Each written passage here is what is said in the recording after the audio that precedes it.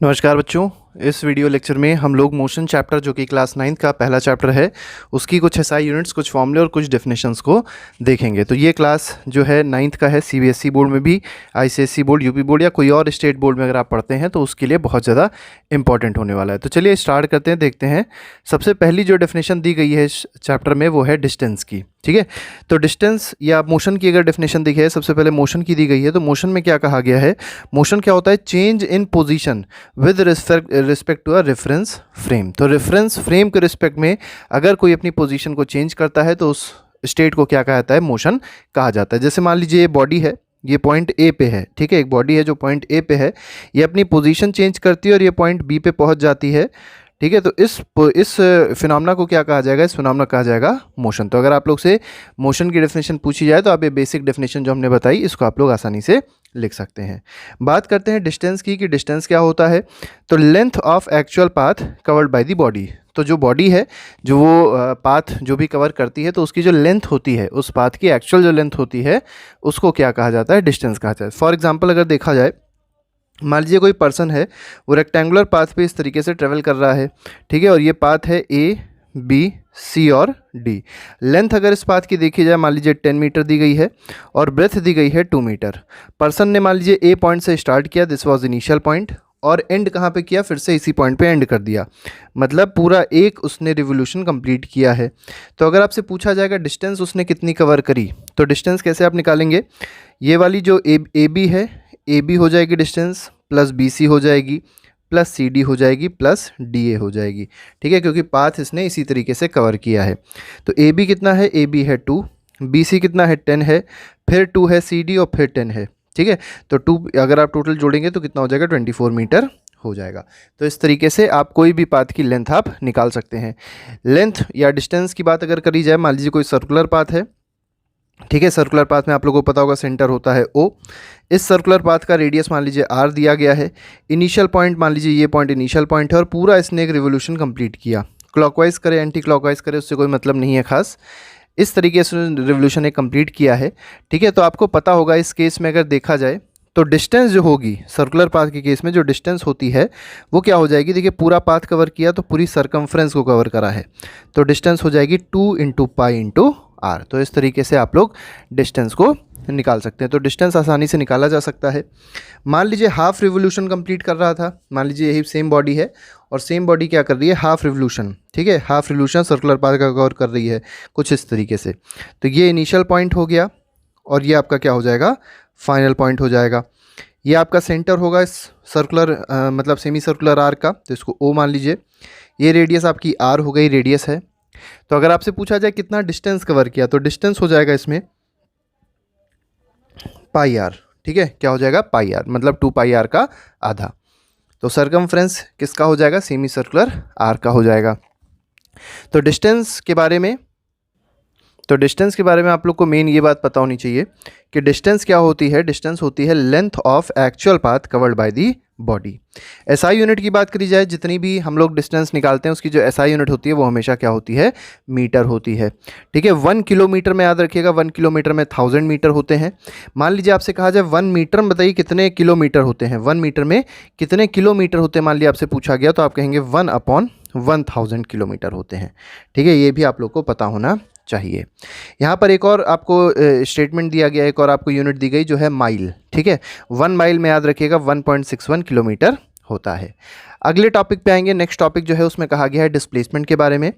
Displacement क्या होता है? Shortest distance between initial and final position. तो देखिए, यहाँ पर 2 चीज़ों पे डिपेंड करेगा डिस्प्लेसमेंट। पहला है इनिशियल पोजीशन पे और दूसरा है फाइनल पोजीशन पे। ठीक है, तो दोनों की बीच की जो सबसे छोटी दूरी होती है, सबसे छोटी जो डिस्टेंस होती है उसको क्या कहा जाता है? डिस्प्लेसमेंट कहा जाता है। ठीक है, तो डिस्प्लेसमेंट याद रखिएगा। डिस्प्लेसमेंट अगर आप लोग से डिफाइन करने कहा जाए तो आप कहेंगे shortest distance between initial and final position. याद रखिएगा, दोनों में जो रिलेशन है, मतलब दोनों में अगर सिमिलरिटी देखी जाए तो डिस्टेंस और डिस्प्लेसमेंट दोनों की एसआई यूनिट क्या होती है? मीटर होती है। ठीक है। एक होती है स्केलर क्वांटिटी, एक होती है वेक्टर क्वांटिटी।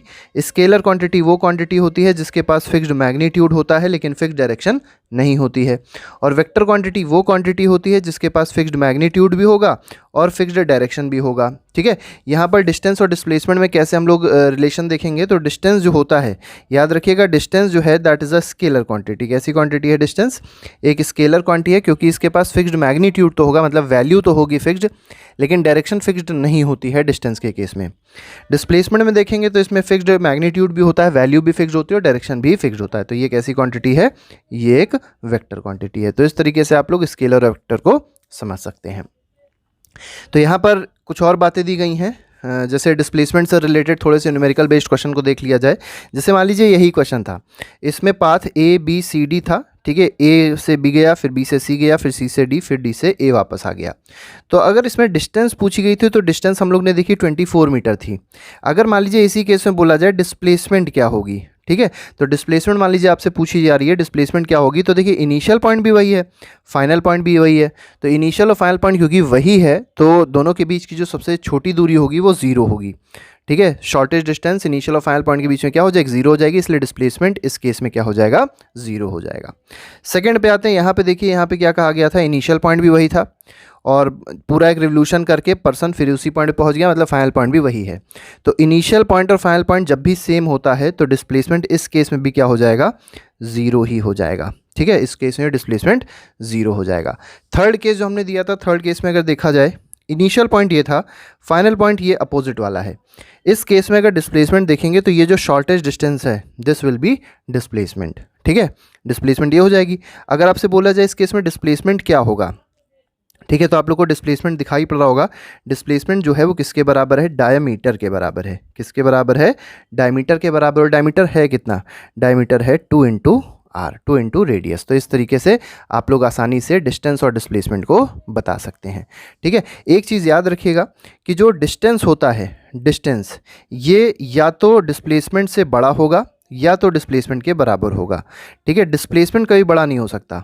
ठीक है, तो डिस्टेंस जो होता है that is always greater than और इक्वल टू डिस्प्लेसमेंट। ठीक है, कभी डिस्प्लेसमेंट बड़ा आपको देखने को नहीं मिलेगा डिस्टेंस से, हमेशा डिस्टेंस या तो बड़ा होगा डिस्प्लेसमेंट से या तो बराबर का होगा। कौन सी स्केलर क्वांटिटी है? तो स्केलर है डिस्टेंस। वेक्टर कौन सी है? वेक्टर है डिस्प्लेसमेंट। तो इस तरीके से ये कॉन्सेप्ट होता है हमारा क्लियर। आते हैं स्केलर और वेक्टर क्वांटिटी को एक बार फिर से देख लेते हैं। तो देखिए स्केलर क्वांटिटी क्या थी?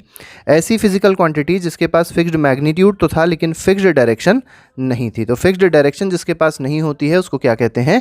स्केलर क्वांटिटी कहते हैं। और जिसके पास फिक्स्ड मैग्नीट्यूड भी होगा, फिक्स्ड डायरेक्शन भी होगी, उसको क्या कहेंगे? वेक्टर क्वांटिटी कहेंगे। ठीक है, स्केलर क्वांटिटी के एग्जाम्पल अगर देखे जाए तो टेम्परेचर हो गया, एनर्जी हो गई, डिस्टेंस हो गई। इसी तरीके से स्पीड भी जो है वो कैसी क्वांटिटी है? एक स्केलर क्वांटिटी है। इनके पास फिक्स्ड मैग्नीट्यूड मतलब फिक्स्ड वैल्यू तो होगी लेकिन फिक्स्ड डायरेक्शन नहीं होगा। वेक्टर क्वांटिटी क्या होता है? जिनके पास फिक्स्ड मैग्नीट्यूड भी होता है और फिक्स्ड डायरेक्शन भी होती है, जैसे फोर्स है और डिस्प्लेसमेंट है। फोर्स, डिस्प्लेसमेंट, वेलोसिटी ये सारी सारी कैसी क्वांटिटी है? वेक्टर क्वांटिटी है। नेक्स्ट पे आते हैं, नेक्स्ट देखेंगे, नेक्स्ट टॉपिक जो बोला गया है वो स्पीड है। अब स्पीड देख लेते हैं। स्पीड क्या है? स्पीड होता है rate of change of distance. ठीक है, rate of change of distance को क्या कहते हैं? स्पीड कहते हैं। तो स्पीड की डेफिनेशन देखिए बहुत आसान है, rate of change of distance. अच्छा, जब भी आपको ये टर्म रेट दिखाई पड़े तो रेट का मतलब क्या होता है? रेट का मतलब होता है अपॉन टाइम। ठीक है, रेट का मतलब हमेशा याद रखिएगा अपॉन टाइम है। और किस चीज़ का रेट है? डिस्टेंस का रेट है। तो इसीलिए स्पीड का जो फॉर्मूला है वो क्या है? Distance upon time. मतलब डिस्टेंस को आप न्यूमरेटर में रखिए, टाइम को आप डिनोमिनेटर में रखिए। अच्छा, यूनिट के लिए आपको ये समझना है कि जो डिस्टेंस की यूनिट होती है वो होती है मीटर, टाइम की यूनिट क्या होती है? सेकेंड होती है। तो स्पीड की यूनिट क्या बन जाएगी? मीटर पर सेकेंड, मतलब मीटर अपॉन सेकेंड हो गई, तो इसी कहते हैं मीटर पर सेकेंड। एनसीईआरटी में कभी कभी मीटर पर सेकेंड को कुछ इस तरीके से लिखा जाता है, मीटर सेकेंड -1। तो आप लोग कंफ्यूज ना होइएगा, ये मीटर सेकेंड -1 और मीटर पर सेकेंड दोनों एक हैं। ठीक है, अब यहाँ पर देखिए कन्वर्जन दिया गया है। कन्वर्जन क्या दिया गया? कन्वर्जन में कहा गया है किलोमीटर पर आवर में कितने मीटर पर सेकंड होते हैं। तो पहले तो आप लोग इसको याद भी कर सकते हैं चाहे तो याद करने के लिए क्या है कि 1 किलोमीटर पर आवर में, देखिए यहाँ पर है किलोमीटर, किलोमीटर का मतलब होता है 1000 मीटर और आर का मतलब क्या होता है? 3600 सेकेंड, ठीक है। तो 1 किलोमीटर में हो गया 1000 मीटर और 1 आवर में कितना हो गया 3600 सेकेंड हो गया। इसको आप यहाँ से कट कर दीजिए, 2 से कट करेंगे तो 2 5 जा 10 और 2 18 जा 36, तो इसका मतलब 5/18 मीटर पर सेकेंड आ जाएगा। तो 1 किलोमीटर पर आवर में आपको पता होना चाहिए 5/18 मीटर पर सेकेंड होते हैं, ठीक है। इसी तरीके से अगर मान लीजिए आप इसको ऊपर भेज दें और इस 5 को नीचे भेज दें तो इधर आ जाएगा 18/5 kilometre per hour is equal to 1 metre per second. तो 1 मीटर पर सेकेंड में कितने किलोमीटर पर आवर, तो 18/5 किलोमीटर पर आवर होता है। तो इस तरीके से ये दोनों बातें आप लोग को पता होनी चाहिए। नेक्स्ट पे आएंगे, नेक्स्ट देखेंगे। नेक्स्ट जो टॉपिक है उसमें वेलोसिटी बताया गया है, वेलोसिटी कैसा होता है। अच्छा, स्पीड कैसी क्वांटिटी होती है, देखिए साइड में लिखा भी हुआ है, speed is a scalar quantity. Speed कैसी क्वांटिटी है, स्पीड एक स्केलर क्वांटिटी होती है। नेक्स्ट पे आते हैं, नेक्स्ट इज वेलोसिटी। वेलोसिटी क्या होती है, वेलोसिटी और स्पीड एक ही तरीके से है, बस यहाँ पे क्या होता है rate of change of distance होता है, यहाँ पर क्या होता है rate of change of displacement होता है। वेलोसिटी का फॉर्मूला क्या है, जैसे वहाँ पर फॉर्मूला था डिस्टेंस अपॉन टाइम, यहाँ पर फॉर्मूला हो जाएगा डिस्प्लेसमेंट अपॉन टाइम। डिस्प्लेसमेंट की यूनिट क्या है, मीटर है, टाइम की यूनिट क्या है, सेकंड है, तो इसकी वेलोसिटी की यूनिट क्या बन जाएगी, मीटर पर सेकंड बन जाएगी, एसआई यूनिट, ठीक है। तो एसआई यूनिट क्या होती है, मीटर पर सेकंड होती है। अच्छा, वेलोसिटी याद रखिएगा, वेलोसिटी क्या होती है, ये एक वेक्टर क्वांटिटी होती है। चलिए एक क्वेश्चन आपसे पूछते हैं जो आप लोग कमेंट बॉक्स में लिख के बताइएगा। 90 किलोमीटर पर आवर में 90 किलोमीटर पर आवर को आपको कन्वर्ट करना है मीटर पर सेकेंड में, बताइए 90 किलोमीटर पर आवर में कितने मीटर पर सेकेंड होते हैं। तो इसको आप लोग कमेंट बॉक्स में ज़रूर लिख के बताइएगा। आगे बढ़ते देखिए, आगे जो हमारे पास टॉपिक है ये बहुत ही इंपॉर्टेंट टॉपिक है, ये है एक्सेलरेशन, ठीक है। एक्सेलरेशन बहुत इंपॉर्टेंट टॉपिक है, लेकिन उसको स्टार्ट करने से पहले आपको दो बातें बता देते हैं। एक डिवाइस होती है जिसको कहते हैं ओडोमीटर, ठीक है। क्या होती है, ओडोमीटर होती है। ये डिस्टेंस मेजर करने के लिए यूज़ करी जाती है, ये मेनली व्हीकल्स में लगी होती है, ठीक है। व्हीकल ने कितना डिस्टेंस कवर किया है ड्यूरिंग अ जर्नी, इसको कौन मेजर करता है, ओडोमीटर मेजर करता है। और स्पीड को मेजर करने के लिए व्हीकल में एक डिवाइस होती है जिसको कहते हैं स्पीडोमीटर। तो स्पीडोमीटर क्या मेजर करेगा, स्पीड मेजर करेगा, और डिस्टेंस कौन मेजर करेगा, ओडोमीटर मेजर करेगा। तो इस तरीके से एक्सेलरेशन पे आते हैं। अब एक्सेलरेशन देखते हैं क्या होता है। तो देखिए, जैसे वहाँ पर rate of change of displacement देखा था, rate of change of distance देखा था, ऐसे ही यहाँ पर एक्सेलरेशन क्या होता है, rate of change of velocity. तो वेलोसिटी कितनी तेज़ी से चेंज हो रही है उसको क्या कहा जाता है, एक्सेलरेशन कहा जाता है, ठीक है। एक्सेलरेशन की यूनिट अगर देखेंगे, एक्सेलरेशन की यूनिट क्या होती है, मीटर पर सेकंड स्क्वायर होती है, ठीक है। एक्सेलरेशन कैसी क्वांटिटी है, तो ये एक वेक्टर क्वांटिटी है। एनसीईआरटी आप देखेंगे तो एनसीईआरटी में कभी कभी मीटर पर सेकंड स्क्वायर को मीटर सेकंड -2 लिखा होता है, तो कंफ्यूज मत होइएगा, चाहे मीटर सेकंड -2 हो या मीटर पर सेकंड स्क्वायर हो, दोनों बातें क्या हैं, सेम है। अच्छा, फिर से वही देखिए बात आ गई रेट की। तो रेट क्या होता था, रेट का मतलब था अपॉन टाइम, तो देखिए अपॉन टाइम यहाँ लिखा हुआ है। और change of velocity, velocity change होती है, जैसे मान लीजिए एक व्हीकल है, ठीक है, इसकी इनिशियल वेलोसिटी थी u। इनिशियल वेलोसिटी को याद रखिएगा, पूरे फिजिक्स में आप लोग इनिशियल वेलोसिटी को u से इंडिकेट करेंगे, और टाइम t के बाद इसकी फाइनल वेलोसिटी क्या हो गई, मान लीजिए v हो गई। इसी व्हीकल की फाइनल वेलोसिटी क्या हो गई, v हो गई। फाइनल वेलोसिटी को v से रिप्रेजेंट करते हैं। तो एक्सेलरेशन जो इसमें आया, ठीक है, इस व्हीकल में जो एक्सेलरेशन हुआ था वो कितना हुआ था, v - u अपॉन t का एक्सेलरेशन हुआ था। जैसे जहाँ पर v क्या है, फाइनल वेलोसिटी है, और u क्या है, इनिशियल वेलोसिटी होती है। इस चीज़ को याद रखिएगा, v होती है फाइनल वेलोसिटी और u होती है इनिशियल वेलोसिटी। और t कौन सा टाइम है, t वो टाइम है जितनी देर में वेलोसिटी चेंज हुई है, ठीक है। तो एक्सेलरेशन इस तरीके से आप लोग समझ सकते हैं। नेक्स्ट पे आते हैं, नेक्स्ट टॉपिक है। अब देखिए, एक्सेलरेशन के केस में आप लोग हमेशा याद रखिएगा, जब भी एक्सेलरेशन होगा तो फाइनल वेलोसिटी जो होगी वो हमेशा ज़्यादा होगी इनिशियल वेलोसिटी से। मतलब आगे की वेलोसिटी, आगे मतलब आगे टाइम पे जो वेलोसिटी होगी वो ज़्यादा होगी, और इनिशियल वेलोसिटी जो होगी वो कम होगी। आप लोग ने देखा होगा व्हीकल में एक्सेलरेटर लगा होता है, एक्सेलरेटर को ऐसे घुमाते हैं, ठीक है, तो गाड़ी तेज हो जाती है, ठीक है। और रिटार्डेशन क्या होता है, इसी का अपोजिट होता है। रिटार्डेशन का मतलब होता है निगेटिव ऑफ एक्सेलरेशन, ठीक है। अभी तक क्या देख रहे थे कि फाइनल वेलोसिटी ज़्यादा थी, अब क्या हो जाएगा, रिटार्डेशन के केस में इनिशियल वेलोसिटी ज़्यादा होती है, फाइनल वेलोसिटी कम होती है। जैसे आप जब ब्रेक लगाते हैं, ठीक है, आपने ब्रेक लगाया तो क्या हुआ, आपकी गाड़ी तेज़ चल रही थी, मतलब इनिशियल वेलोसिटी ज़्यादा थी, ब्रेक लगाया, गाड़ी रेस्ट पे आ गई, मतलब वेलोसिटी कम हो गई। तो जब भी वेलोसिटी कम होती है तो जो एक्सेलरेशन होता है उसका नाम हो जाता है क्या, रिटार्डेशन।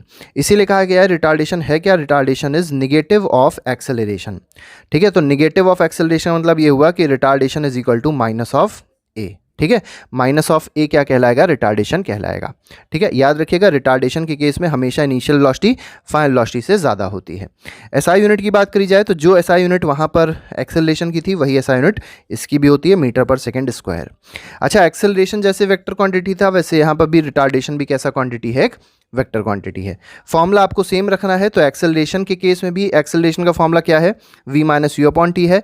रिटार्डेशन में भी आप एक्सेलरेशन ही निकालेंगे, लेकिन एक्सेलरेशन जब भी आप निकालेंगे तो क्या देखेंगे, एक निगेटिव का साइन जरूर आएगा। आपने अगर फॉर्मूला सही लगाया है तो निगेटिव का साइन जरूर आएगा। क्यों आएगा, क्योंकि फाइनल वेलोसिटी कम होगी, इनिशियल वेलोसिटी ज़्यादा होगी। ठीक है, तो इस तरीके से रिटार्डेशन निगेटिव ऑफ एक्सेलरेशन होता है। नेक्स्ट पे आते हैं, नेक्स्ट देखते हैं इक्वेशंस ऑफ मोशन बोली गई है। ठीक है, हम लोग ने इसका डेरिवेशन एक वीडियो में बनाया है, वीडियो का डिस्क्रिप्शन नीचे लगा दिया जाएगा, उसको आप लोग जाके देख सकते हैं। तीनों इक्वेशन का डेरिवेशन बहुत अच्छा दिया गया है। ठीक है, आसानी से समझ में आ जाएगा। लेकिन यहाँ पर हम लोग क्या डिस्कस कर रहे हैं, यहाँ पर हम लोग डिस्कस करेंगे होती क्या है, क्योंकि आप जब न्यूमेरिकल लगाते हैं तो न्यूमेरिकल के केस में आपको ये इक्वेशंस याद होनी चाहिए। तो फर्स्ट इक्वेशन क्या कह रही है, फर्स्ट इक्वेशन कह रही है v is equal to u plus a t. यहाँ पर v क्या है, फाइनल वेलोसिटी है, u क्या है, इनिशियल वेलोसिटी है, a क्या है, एक्सेलरेशन है, और t क्या है, टाइम है। ठीक है, तो this is first equation of motion. ये मेनली तब यूज़ करी जाती है जब आप लोग को मतलब इन जो पहली चीज़ है वेलोसिटी, फाइनल, इनिशियल वेलोसिटी, चार चीज़ हैं, चार चीज़ में से अगर कोई भी तीन चीज़ें दी हुई हैं और चौथी चीज़ आपको निकालनी है तो आप लोग फर्स्ट इक्वेशन लगाएंगे। सेकेंड इक्वेशन देखिए, यहाँ पर डिस्प्लेसमेंट एक नया टॉपिक आ जाता है। एस क्या है, डिस्प्लेसमेंट है, तो जो भी डिस्प्लेसमेंट होगा उसका फॉर्मूला क्या है, you t plus half A T square. यहाँ पर u है इनिशियल वेलोसिटी, t है टाइम, a एक्सेलरेशन और फिर टाइम का स्क्वायर है। बच्चे यहाँ पर स्क्वायर करना भूल जाते हैं, तो स्क्वायर करना आप मत भूलिएगा। हम लोग आगे न्यूमेरिकल्स भी कराएंगे और कराए भी हैं, उसके वीडियो पहले से बने हुए हैं, आप लोग प्लेलिस्ट में देख सकते हैं। तो आगे भी कराएंगे, आगे भी प्रैक्टिस कराएंगे, तो उससे आप लोग ज़्यादा अच्छे से समझ जाएंगे। थर्ड इक्वेशन पे आते हैं। थर्ड इक्वेशन क्या है, देखिए सेकंड और थर्ड में सिंपल आपको ये बात समझनी है, जब भी डिस्प्लेसमेंट निकालना हो, डिस्प्लेसमेंट निकालना और टाइम दिया हो या टाइम के बारे में कुछ बात बताई गई हो तो आप सेकंड इक्वेशन लगाएंगे। आपको डिस्प्लेसमेंट निकालना है लेकिन आपको टाइम के बारे में कुछ भी नहीं दिया है तो आप कौन सी इक्वेशन लगा सकते हैं, थर्ड इक्वेशन लगा सकते हैं। जैसे जैसे आप इसकी प्रैक्टिस करेंगे न्यूमेरिकल्स की, आपके लिए ये इक्वेशन आसान हो जाएंगी, क्वेश्चंस भी आसान हो जाएंगे। ठीक है, बहुत टफ नहीं होते हैं। तो यहाँ पर सेकेंड थर्ड इक्वेशन आपने देखी, थर्ड इक्वेशन क्या होती है, v square is equal to u square plus 2as। ठीक है, तो v square is equal to u square plus 2as is third equation of motion. Next पे आते हैं, फ्री फॉल पे आते हैं। फ्री फॉल क्या होता है, फ्री फॉल के बारे में समझिएगा। जब कोई भी बॉडी, ठीक है, जब कोई भी बॉडी नीचे गिरती है लेकिन उस पर सिर्फ एक ग्रेविटी लग रही हो, मतलब एक्सेलरेशन ड्यू टू ग्रेविटी की वजह से जब कोई बॉडी नीचे गिर रही होती है तो उसको क्या कहते हैं, फ्री फॉल कहते हैं। मतलब उस पर अगर कोई और फोर्स ना लग रहा हो, सिर्फ एक फोर्स लग रहा हो जो है ग्रेविटेशनल फोर्स, तो ऐसे मोशन को क्या कहते हैं हम लोग, फ्री फॉल कहते हैं। फ्री फॉल के केस में याद रखिएगा जो एक्सेलरेशन होता है वो प्लस जी के बराबर होता है। यहाँ पर जी क्या है, एक तरीके से ग्रेविटी या ग्रेविटेशनल एक्सेलरेशन है। क्या है, ग्रेविटेशनल एक्सेलरेशन है। ठीक है, याद रखिएगा इट इज़ ग्रेविटेशनल एक्सेलरेशन। अब ये होता क्या है, तो ये है v is equal to u plus g t. पहली इक्वेशन देखिए v equal to u plus a t थी ना, तो ए की जगह क्या बन गया, यहाँ पर g आ गया। g की वैल्यू क्या होती है, अर्थ के सरफेस पे अगर देखेंगे, थोड़ा सा ऊपर देखेंगे तो 9.8 मीटर पर सेकंड स्क्वायर होती है। आपको अगर क्वेश्चन में 9.8 मीटर पर सेकंड स्क्वायर दी हो तो आप ये यूज़ करेंगे। कभी कभी क्वेश्चन में 10 मीटर पर सेकंड स्क्वायर दी होगी तो आप ये भी यूज़ कर सकते हैं। मान ली दोनों में कोई भी नहीं दी हुई है तो आप लोग 9.8 मीटर पर सेकंड स्क्वायर ही यूज़ करेंगे। तो यहाँ पर फर्स्ट इक्वेशन क्या हो गई फ्री फॉल की, v is equal to u plus g t हो गई। सेकंड में देखिए, अब यहाँ देख सकते हैं आप लोग बॉडी ऊपर से नीचे गिर रही है। जब बॉडी ऊपर से नीचे गिरती है, याद रखिएगा हाईएस्ट पॉइंट पे जो इनिशियल वेलोसिटी होगी वो क्या हो जाएगी, जीरो हो जाएगी। इस चीज़ को आपको याद रखना है। ठीक है, क्योंकि इनिशियली बॉडी किस में थी, रेस्ट में थी। यहाँ पर नीचे बॉडी आ रही है तो एक फाइनल पॉइंट है जहाँ पर वेलोसिटी क्या मानी गई है, v मानी गई है। एक्सेलरेशन कितना हो रहा है, g हो रहा है। तो सेकेंड केस में और जो हाइट है, इस बॉडी की जो हाइट है जिससे गिराई गई है उसको कहते हैं capital H। Second equation h से ही रिलेटेड है, तो h is equal to u t plus half g t square. आप देख सकते हैं s को किस में बदल दिया है, s को बदल दिया है h में, और a को किस में बदल दिया है, g में। और सेम इक्वेशन आप लोग देख सकते हैं सेकेंड इक्वेशन यहाँ पर होती है। थर्ड इक्वेशन में भी देखेंगे आप v square you square, a की जगह हो गया g और s की जगह हो गया h, तो v square is equal to u square plus 2gh। अब आते हैं केस जब बॉडी ऊपर की ओर फेंकी आती है। अभी तो हम लोग ने देखा बॉडी जब फ्री फॉल मतलब नीचे गिर रही थी। अब अगर बॉडी ऊपर फेंकी आएगी तब क्या होगा, देखिए जब बॉडी ऊपर फेंकी आ रही तो हम लोग ने क्या माना है कि यहाँ से एक बॉडी फेंकी गई, यहाँ पर याद रखिएगा जब बॉडी नीचे से ऊपर फेंकी जाएगी तो इनिशियल वेलोसिटी कभी भी जीरो नहीं हो सकती है, इनिशियल वेलोसिटी हमेशा जीरो से ज़्यादा होगी। अब बॉडी किस हाइट तक गई, तो एच हाइट तक गई। मान लीजिए बॉडी यहाँ तक पहुँची, इस पॉइंट तक पहुँची है, तो ये जो हाइट है सरफेस से कितनी है, एच है, कैपिटल एच है। अब इस हाइट पे मतलब मैक्सिमम हाइट पे जो फाइनल वेलोसिटी होती है याद रखिए जीरो होती है। ठीक है, तो आपको निकालना क्या है, सबसे पहले इक्वेशंस ऑफ मोशन लगानी है, क्योंकि बॉडी ऊपर जा रही है, एक्सेलरेशन ड्यू टू ग्रेविटी नीचे लगेगी, तो इस केस में एक्सेलरेशन की जो वैल्यू होगी वो माइनस जी के बराबर होगी। बस इतना आप लोग को याद रखना है कि एक्सेलरेशन इस केस में क्या हो जाएगा, माइनस जी हो जाएगा। तो जो ऊपर इक्वेशंस थी सेम इक्वेशंस नीचे रहेंगी, बस साइन बदल जाएगा। पहली इक्वेशन क्या थी, v is equal to u plus g t थी, अब क्या हो जाएगी, v is equal to u minus g t हो गई। ठीक है, नेक्स्ट पे आते हैं। नेक्स्ट देखिए यहाँ पर क्या था, h is equal to u t plus half g t square था, यहाँ क्या हो गया, h is equal to u t minus half g t square हो गया। ठीक है, तो बस एक माइनस जी का साइन आ रहा है, मतलब एक्सेलरेशन जब बॉडी ऊपर जाती है तो माइनस जी हो जाता है, जिसकी वजह से ये सारी इक्वेशन जो भी हैं इसमें प्लस की जगह कौन सा साइन आ गया, माइनस का साइन आ गया। ऐसे ही थर्ड आप देख सकते हैं, v square is equal to u square minus 2gh हो गया। आते हैं आखिरी टॉपिक जो हमारे पास है इस चैप्टर का, वो है सर्कुलर मोशन। सर्कुलर मोशन को भी देख लेते हैं, इसमें क्या कहा गया है। देखिए जब कोई बॉडी सर्कुलर पाथ में मूव करती है, बहुत अलग अलग तरीके के मोशन होते हैं। ऐसे स्ट्रेट लाइन मोशन हो गया जब बॉडी स्ट्रेट लाइन में मूव करती है, सर्कुलर मोशन हो गया जब बॉडी सर्कुलर पाथ में मूव करती है, एक होता है ऑसिलेटरी मोशन जब वो टू एंड फ्रो मोशन करती है अबाउट अ मीन पोजीशन। ठीक है, मतलब जैसे आप लोगों ने पेंडुलम देखा होगा, तो पेंडुलम के केस में क्या होता है, ये जो बीच में पोजीशन होती है ये मीन पोजीशन होती है और ये दोनों एक्सट्रीम पोजीशन होती है, तो पेंडुलम ऐसे करके ऑसिलेट ही तो करता है, तो इसको कहते हैं to and fro motion about a mean position, is called oscillatory motion. तो इस तरीके से एक और मोशन है जिसको कहा गया सर्कुलर मोशन। ये आखिरी टॉपिक है इस चैप्टर का। तो when a body performs a motion along a circular path, जब बॉडी सर्कुलर पाथ में मोशन परफॉर्म करेगी तो उस मोशन को क्या कहा जाएगा, सर्कुलर मोशन कहा जाएगा। ठीक है, अब यहाँ पर एक चीज़ और याद रखिएगा, इस सर्कुलर मोशन को यूनिफॉर्म कब कहते हैं, तो यूनिफॉर्म तब कहेंगे जब स्पीड क्या होगी इसकी, कांस्टेंट होगी। लेकिन सर्कुलर मोशन कभी यूनिफॉर्म मोशन नहीं हो सकता, याद रखिएगा, सर्कुलर मोशन कभी यूनिफॉर्म मोशन नहीं हो सकता, क्योंकि यूनिफॉर्म मोशन क्या होता है, यूनिफॉर्म मोशन होता है कि तो बॉडी स्ट्रेट लाइन में चल रही हो और साथ ही साथ इसका अगर मैग्नीट्यूड जो है, वेलोसिटी का जो मैग्नीट्यूड है वो भी क्या होना चाहिए, सेम होना चाहिए। तो मैग्नीट्यूड ऑफ वेलोसिटी या कह सकते हैं मैग्नीट्यूड ऑफ स्पीड सेम हो। ठीक है, और बॉडी कैसे पाथ में ट्रेवल करे, स्ट्रेट पाथ में ट्रेवल करे, क्योंकि अगर वो सर्कुलर पाथ में ट्रेवल करेगी तो उसकी वेलोसिटी लगातार हर पॉइंट पे चेंज करेगी। और क्यों चेंज करेगी, क्योंकि डायरेक्शन हर पॉइंट पे क्या हो रहा है, चेंज हो रहा है। तो डायरेक्शन के चेंज होने से हर पॉइंट पे वेलोसिटी क्या होती है, चेंज होती है। तो क्योंकि वेलोसिटी चेंज हो रही है इसलिए सर्कुलर मोशन कभी भी यूनिफॉर्म मोशन नहीं हो सकता। यूनिफॉर्म मोशन तभी होगा जब वेलोसिटी कांस्टेंट रहे, और वेलोसिटी कब कांस्टेंट रहती है, वेलोसिटी तभी कांस्टेंट रहेगी जब बॉडी स्ट्रेट लाइन में चल रही हो और साथ ही साथ स्पीड जो हो वो सेम हो। नेक्स्ट पे आते हैं सर्कुलर मोशन में। देखिए एक और आपको फॉर्मूला याद रखना है, कौन सा, speed is equal to 2πr/t। ये फॉर्मूला कब लगेगा, जब कोई बॉडी है उसने पूरा एक सर्कुलर पाथ परफॉर्म किया, एक सर्कुलर मोशन परफॉर्म किया, पूरा एक रिवोल्यूशन परफॉर्म किया। ठीक है, तो टोटल जो डिस्टेंस हो गई वो 2πr हो गई, और कितने टाइम में इस परफॉर्म किया था, तो t टाइम में परफॉर्म किया था। तो जो स्पीड हो जाएगी सर्कुलर पाथ में, सर्कुलर मोशन में, वो क्या हो जाएगी, 2πr/t हो जाएगी। तो इस तरीके से आप लोग इन क्वेश्चंस को आसानी से कर सकते हैं। अगले लेक्चर पे हम लोग इसके कुछ क्वेश्चंस लेके आएंगे हर एक टॉपिक से रिलेटेड, जो आपको कहीं ना कहीं पूरा कंसेप्ट क्लियर कर देंगे। तो बाकी आपको डेरिवेशन अगर देखना है तो उसके लिए आप लोग आगे देख सकते हैं, वीडियो के डिस्क्रिप्शन में लगा दिया गया है। और साथ ही साथ अगले वीडियो में हम लोग थोड़ा सा उसको भी, मतलब जो आप लोग ने ग्राफ पढ़ा होगा, ग्राफ में एरिया पढ़ा होगा, स्लोप पढ़ा होगा, ये सब चीज़ें भी डिस्कस करेंगे। तो आज के लिए फिलहाल नहीं, thank you very much, good bye, जय हिंद।